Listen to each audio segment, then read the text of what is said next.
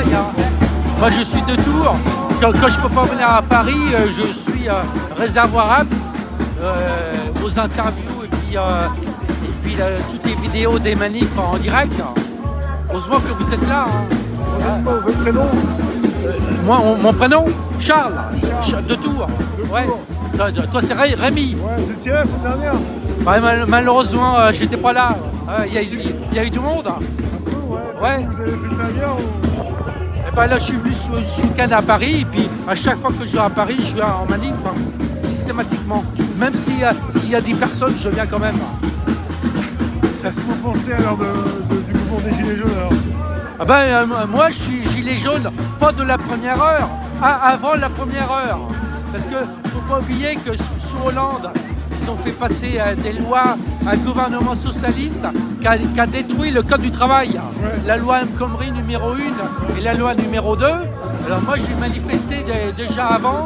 Et la répression avec des matraques et tout, hein, elle a commencé à se renforcer sous Hollande. Mais personne n'en parle de ça. Ouais. Et les syndicats, ils se sont couchés, comme pour les manifs retraites, ils se sont couchés, ils ont laissé passer... C'est de cette époque-là que vous avez compris que ça s'écoulait un peu, quoi? Oui, j'ai compris depuis longtemps. Hein, parce que même avant les lois El Khomri, j'avais fait la marche sur l'Elysée. C'était un collectif indépendant politiquement et puis des syndicats. Ils avaient demandé à ce que tout le monde se regroupe pour faire une marche sur l'Elysée.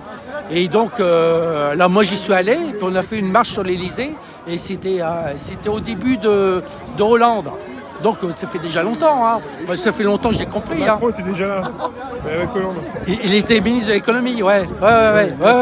Alors moi, ça fait longtemps que j'ai compris le truc. Et depuis 2005, que 60% des Français, ils ont voté contre la Constitution européenne. Et tu as Sarkozy qui l'a fait passer en force. Moi, j'ai compris tout de suite, hein. Depuis 2005, il a terminé les votes. Hein. Ah oui, vous y croyiez avant 2005 et après vous avez arrêté de voter? Alors moi, j'ai jamais voté. J'ai jamais voté. J'ai compris qu'il y avait une entourloupe là. Mais moi, je suis né en 60, donc avec les années, on a du recul. Ouais. Moi, j'ai les années 70-80. Il y avait une liberté. C'était l'époque de Coluche. Et quoi qu'on dise de Mitterrand.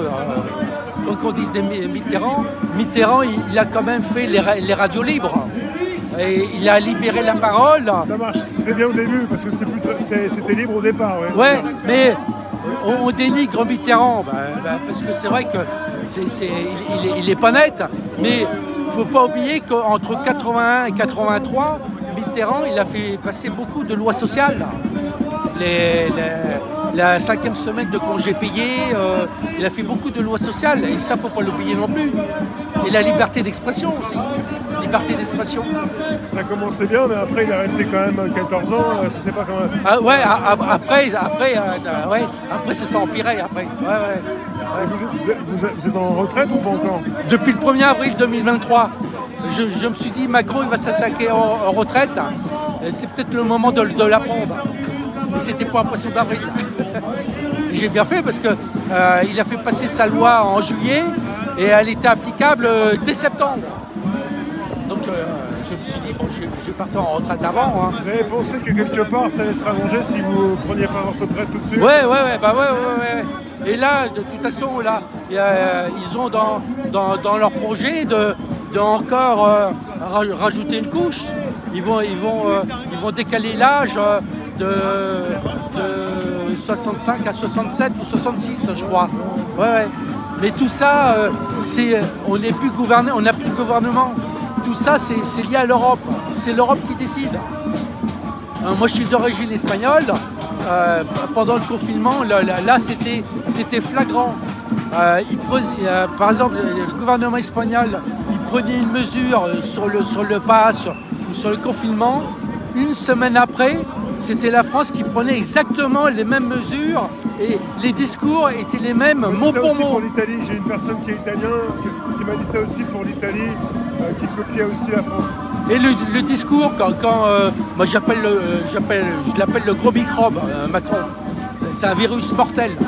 Et quand il faisait son petit discours liberticide, bah, son discours était le même que Sanchez, le Premier ministre espagnol, mot pour mot, c'est exactement le même Pour vous, discours. Macron, il copiait le président. Bah, c'est l'Europe, c'est l'Europe.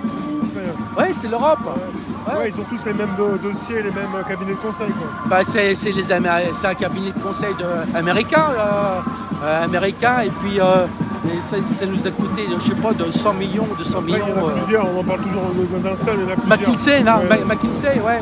Celui-là. Ouais. Mais on n'a plus de gouvernement. Ça n'existe plus, ça.